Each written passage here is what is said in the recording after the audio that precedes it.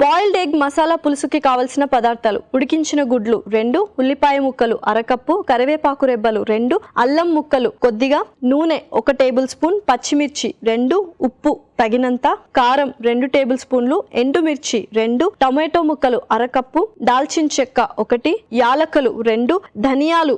1 table spoon, తెల్ల మిరియాలు 1 table spoon, నల్ల మిరియాలు 1 టేబుల్ స్పూన్, లవంగాలు 2, కొబ్బరి పొడి అరకప్పు, సోంపు 1 టేబుల్ స్పూన్, కొత్తిమీర కొద్దిగా. బాయిల్డ్ ఎగ్ మసాలా పులుసు తయారు చేసుకునే విధానం: ముందుగా పాన్ లో నూనె వేసి లవంగం, దాల్చిన చెక్క, యాలకులు, మిరియాలు, ఎండుమిర్చి, తెల్ల మిరియాలు, కరివేపాకు, ఉల్లిపాయ ముక్కలు వేసి కాస్త వేగాక పచ్చిమిరపకాయలు, సోంపు, అల్లం ముక్కలు, టొమాటో ముక్కలు, తగినంత ఉప్పు, కారం, దంచిన ధనియాలు, కొబ్బరి పొడి వేసి నీళ్లు పోసి మూత పెట్టి కాస్త మగ్గాక ఉడికించిన గుడ్లు వేసి దగ్గర పడ్డాక సర్వింగ్ బౌల్లో తీసుకొని కొత్తిమీరతో గార్నిష్ చేసుకుంటే బాయిల్డ్ ఎగ్ మసాలా పులుసు రెడీ.